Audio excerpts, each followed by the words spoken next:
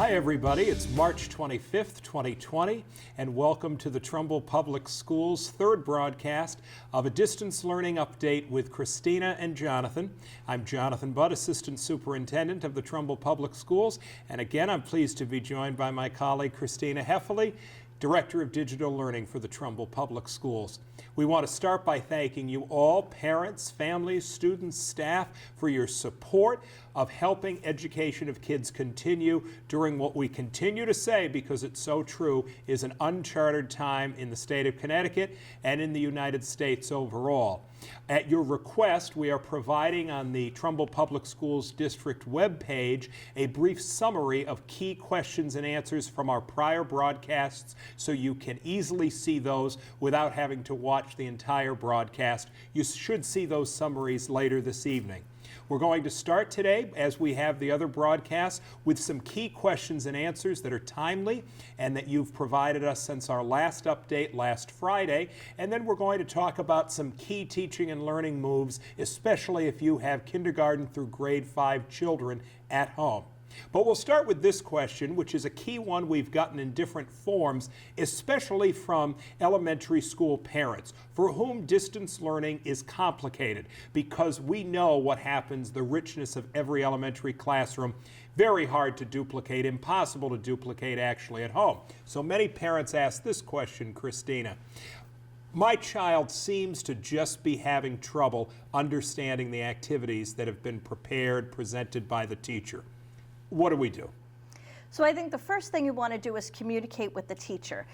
That feedback is really useful for teachers. They want to know sort of what your kid's struggling with.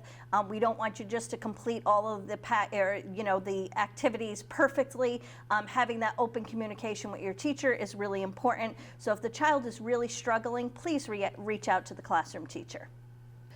When can we expect live video instruction, Jonathan? A more full answer to this was on Friday's broadcast. There are two major complications with our doing live video instruction. One is our obligations legally under the Family Educational Rights and Privacy Act to protect the images and the voices of every student and to not broadcast that into other people's homes. The second is the real range of families we have in the Trumbull Public Schools and our necessity to have education accessible to everyone. So we have families who are trying to work, parents or guardians themselves at home and have their children also learning in the background. We have some people in the healthcare profession who have to be at work, and child care providers or caregivers are watching those kids. And we are not in a situation where we could say that every student in a class, for example, can be available at a certain time to learn. We are beginning this week some really limited use of live video conversations, and those are in one-on-one settings. Some of our special education provider services, such as speech and language, are proceeding with individual cases in this regard. And also we're going to be starting individual band and strings lessons instruction for those students whose parents participate in that at the elementary level, and that will be done in some ways through individual one-on-one instruction. But at this point, we're limiting those opportunities to those types of cases for those reasons we've explained. How about recorded videos from teachers? Yeah, I would say that this is the next most common question that we get, and the question would be something like, can we get the class of students who are in ninth grade science period 2 together at 8:30 to talk with the teacher? Again, we know from outreach from various parents, guardians, families, that isn't possible for all of our students. Even with our expanded digital access to all families, we do have families where multiple students are sharing the same device. And again, we have not required, for that reason, students to be doing the work at the same time as the teachers. So right now we are not in a position, because of the previous discussion and because of the wide range of families in the district, we're not in a discussion where we are doing those kind of live conversations. Now the question has come up, How about teachers recording key concepts and presenting them to the class through recorded video that teachers make? I anticipate that as the weeks unfold, we will be in a position to start rolling that out in key areas. It likely will happen first in some of our high school areas where we are required by concurrent enrollment to stay on the same pace as, say, the University of Connecticut. And we also have some very specialized areas where it is very challenging to not have teachers presenting some of the material. But if you think about it, our teachers at the secondary level, let's say, are teaching 5 or in some cases 6 classes of 48 minutes a day, and it would not be possible for them to record all of those presentations on every single day. So we're going to have a plan for this. We will implement it with some good thinking behind it, knowing that our students cannot possibly learn all the material independently. So we're sensitive to that as well. Now, Christina, a couple of questions for you. You talked just Friday on this broadcast about, I think I have the name right, Google Classroom Guardian for Parents. Is that right? That's correct. So what's the update? So we are currently in the process of taking all of the parent email addresses from our Infinite Campus student information system and loading them into Google Classroom. What parents can expect is later this week you will get an email with an invite link to join your child's classroom. You need to sort of click on that link to activate it, and then you should be receiving Google Classroom summaries from each of the classrooms your child belongs to on some regular basis. You can actually indicate you want it on a daily basis or a weekly basis, and it actually summarizes the activities and information that's in each of your child's classroom. We do discourage parents from joining Google Classroom as a student. This has a lot of FERPA and data privacy implications, so we ask that parents that are really interested in staying in contact with the assignments that are in Google Classroom in grades 3 through 12, that they actually join via the Guardian feature. You can expect an email at the end of this week, and all you need to do is click accept the invite, and you will be getting those on a regular basis. You also spoke Friday, Christina, about a parent newsletter that the staff with you have been developing to help give parents some insights not just into curriculum issues, but also technology support for them. When could they expect that to arrive? So later today, parents in all grades, pre-K through 12, should be getting a newsletter, which has some really useful information for parents. And what are the main topics in that newsletter? So the main topics are, this issue is going to focus a lot on Google Classroom. What is it? How are your students using it? And then it's going to talk in depth about sort of how parents can access the Google Classroom Guardian feature, a little bit of what I spoke about before, accepting the invite, how they change their settings if they want notifications daily versus weekly, as well as information on some resources that are available through the Trumbull Public Library. We have a strong partnership with the Trumbull Public Library, and we have resources that is available to our students, so we're actually publishing that in the newsletter as well, so parents know how they can get books for their children and see author videos and those kinds of things. So that will be coming this afternoon.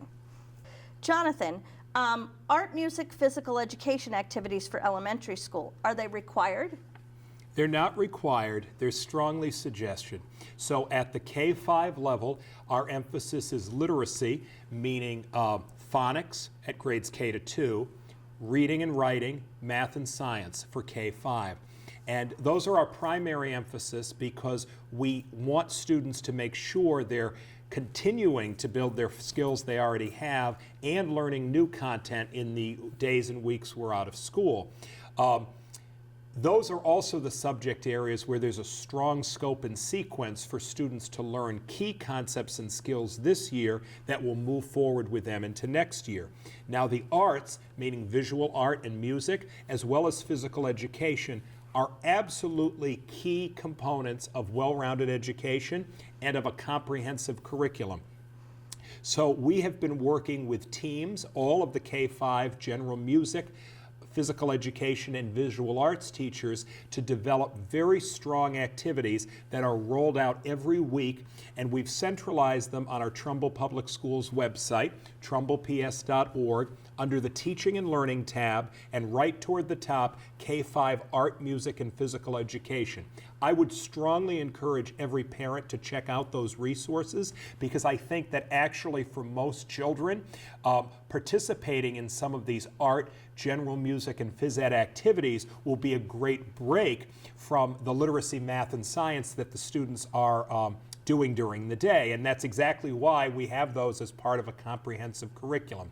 At the same time, again, recognizing some of the strain that some of our families are under, we are asking every parent to ensure to the greatest extent possible the literacy, math, and science happen, and the art, music, and PE on a supplemental but strongly encouraged basis. We are adding next week material for students in grade 5 Spanish, and as I mentioned earlier, we're also activating instructional lessons for students in band and strings at our elementary level. More details for those parents to come. And do you have any key updates on the advanced placement exams?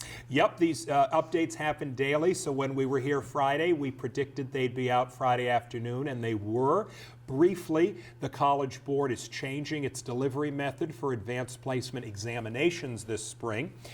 First, they're going to have a choice of 2 dates for each subject area so that each school could help assess at which point their students might be most prepared.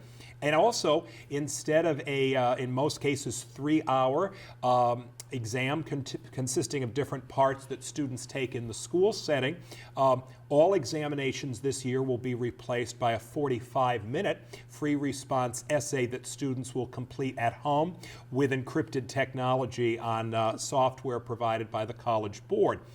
We know more details are coming on that. We had a group conversation yesterday with all 40 AP teachers at the high school to talk about how different curricula might be affected by these decisions. And parents of students in these classes will see some communication from the high school administration in upcoming days and weeks related to this topic, as well as some logistics now that we're out of school for AP functioning. And Jonathan, I know that reading is a really important in elementary school. One of the questions we frequently get from parents is that they're not trained teachers, but how can they help their child read? So we're taking a little bit of a new step with our broadcast today, and we're going to talk a little bit about some key curriculum focus areas at the K-5 level. And you're totally right, Christina. We cannot ask parents and guardians to be trained teachers.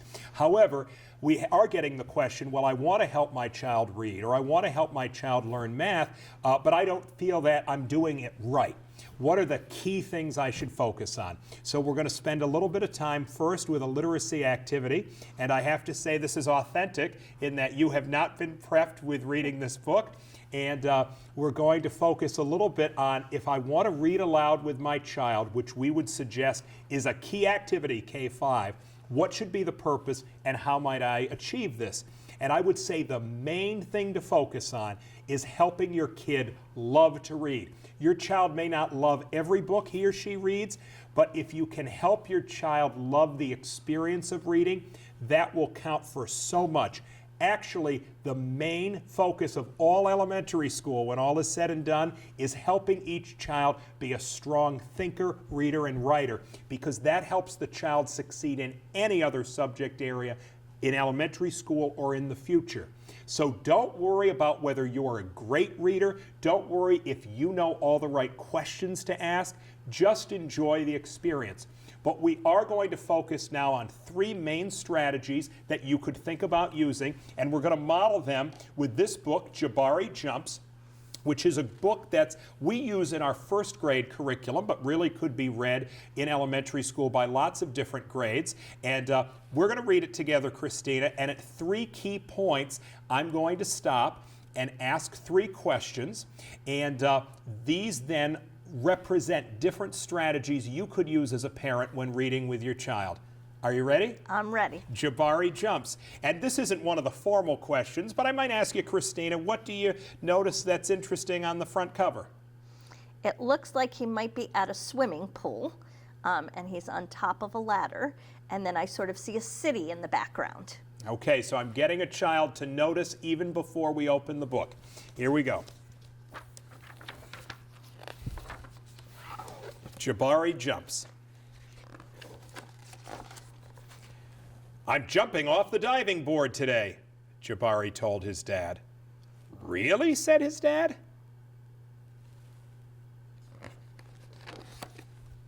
The diving board was high and maybe a little scary, but Jabari had finished his swimming lessons and passed his swim test, and now he was ready to jump. "I'm a great jumper," said Jabari, "so I'm not scared at all." Jabari watched the other kids climb the long ladder. They walked all the way out to the end of the board, as big as tiny bugs. Then they stood on the edge. They spread their arms and bent their knees and sprang up, up, up. And then they dove down, down, down. Splash! "Looks easy," Jabari said. But when his dad squeezed his hand, Jabari squeezed back. Jabari stood at the bottom of the ladder. He looked up. "You can go before me if you want," he told the kid behind him. "I need to think about what kind of special jump I'm going to do." Jabari thought and thought. And I've put my Post-it note there to ask this question, Christina. What do you think Jabari will do, and why? I think eventually he'll jump. He'll get up on the diving board and he'll build up his courage and he'll jump. I think he's going to have to go through a process of thinking about it and figuring out, how to calm himself to do that. But I think in the end that he jumps off the diving board. So briefly, what we've done there is asked Christina to make a prediction about what's going to happen next, a key move when you're reading any text with a K-5 child. Let's keep going. Jabari started to climb, up and up. This ladder is very tall, he thought. "Are you okay?" called his dad. I'm just a little tired," said Jabari. "Maybe you should climb down and take a tiny rest," said his dad. A tiny rest sounded like a good idea. When he got to the bottom, Jabari remembered something. "I forgot to do my stretches," he said to his dad. "Stretching is very important," said his dad. I think tomorrow might be a better day for jumping," Jabari said. They looked up at the diving board together. "It's okay to feel a little scared," said his dad. "Sometimes if I feel a little scared, I take a deep breath and tell myself I am ready. And you know what? Sometimes it stops feeling scary and feels a little like a surprise." Jabari loved surprises. Jabari took a deep breath and felt it fill his body from the ends of his hair right down to the tips of his toes. Jabari looked up. He began to climb, up and up and up and up, until he got to the top. Jabari stood up straight. He walked all the way to the end of the board. His toes curled around the rough edge. Jabari looked out as far as he could see. He felt like he was ready. "I love surprises," he whispered. He took a deep breath and spread his arms and bent his knees. Then he sprang up off the board, flying. Now we're going to stop there, Christina, because I anticipated, to a first grader anyway, that the word sprang might not be one that a kid might be familiar with. I know you know what the word sprang means, but if we stopped there and said, what do you think the word sprang means and how do you know, what might you say? So I might say that it looks like he's going up. So if you look at the words around it, it said, then he sprang up off the board. So if I'm thinking about the words in sort of their context, I might say, oh, sprang means that they're jumping or they're going up. It's a great answer. Jabari hit the water with a splash. Down, down, down he went, and then back up. Whoosh. Jabari, you did it, said his dad. I did it, said Jabari. I'm a great jumper. And you know what? "What?" said his dad. "Surprise double backflip is next." So the third question I'm going to ask in our reading, now that we've come to the end, Christina, is one that's going to connect the text to your own life. And this is authentic because you haven't read this before. Christina, this seems like Jabari felt really nervous or afraid in the book. When was a time you have felt nervous or afraid? So if I'm relating it to my own personal life, I will tell you that the thing that made me most nervous recently is I have 2 teenage boys, and the first time they got into that car by themselves after getting their driver's license and driving away. And it took me weeks to sort of get over that anxiety. And, you know, some of the tips they suggest there, take a deep breath, self-talk to yourself, relax, really helps, I think, in that situation. That's a great answer. If you think about it, everybody, the main thing is to get your kids to love reading through the experience of reading with you. That's the key. But if you want to remember 3 key strategies that can help, focus on asking a child to make a prediction, talking about a difficult word or two, and asking the child to connect the book with his or her own life. Those 3 things will make a big difference anytime you're doing a read aloud activity with your child. Great. Did you like the book? I did. Excellent. And we have another curriculum question. I also know that math is really important in elementary school. Parents don't want their child to fall behind. How can they best help their children with math at this point? So at all our levels, K-5, teachers have materials and they've provided them to parents. There are also some on our website related to a concept called basic math facts. And really it is what it sounds like. It's helping each child know the basic facts by heart. So accurately and with increasing fluency and speed, getting the correct answers to math basic facts. And we've just outlined here the basic focus areas. At grades K to 2, the basic focus is addition and subtraction. 4 plus 6 is 10, 6 plus 4 is also 10. 10 minus 4 is 6, 10 minus 6 is also 4. And your child's teacher and also on our website have a range of activities that can focus on these basic facts. Grades 3 to 5, we build on this foundation toward multiplication and division. 4 times 6, 24. 6 times 4 is also 24. 24 divided by 6 is 4. 24 divided by 4 is 6. Now, within each band, K to 2 and 3 to 5, there are somewhat different expectations for the types of problems that students might be expected to do. So your teacher would have even more information on that, but this is the basic focus, and it's an area that most parents can feel comfortable helping their children with, even if there are some other aspects of math that might seem a little daunting. Work you do in this direction can really lay a solid foundation for students' math success all the way through our most advanced classes in 12th grade. Great. Those were some great tips. Thank you. So what else should we know? So as a brief summary to end our broadcast today, we'll continue to remind you to contact us through the Assistant Superintendent's office at 203-452-4336. If you have any technology needs, such as an additional device that your child needs, and we are now at the point where we could provide a second device to houses who might have multiple children who would benefit from it. And certainly if you don't have a first device, you should contact us. If your device that we've given you breaks and you need repair, or if you have issues with how to actually access the device, you will see on our website through the communication from Superintendent Iasagna and me for the past few days, a link to something called the IT request form, and you click there and the technology department will fulfill that need and get in touch with you. So either through calling my office or through that request form. We appreciate your real support of our teachers and administrators during this complicated time. Our teachers, with very, very short notice, ended their day instruction at the different schools and went to teach at home. Many of them don't have all the resources they need either. Many Many of them are just staying in their homes with the same kind of family complexities that we all have and you all have. So I'd ask that you continue to be supportive and patient with them.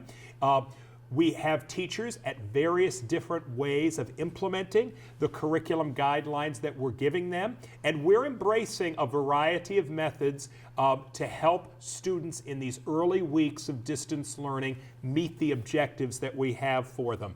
And Superintendent Ayasagna and I continue to do a daily update for parents. If you are not receiving that e-blast every afternoon, please contact my office. We will get you an alternate way of getting it, but primarily we will fix the email address we have for you so you will continue to get those updates.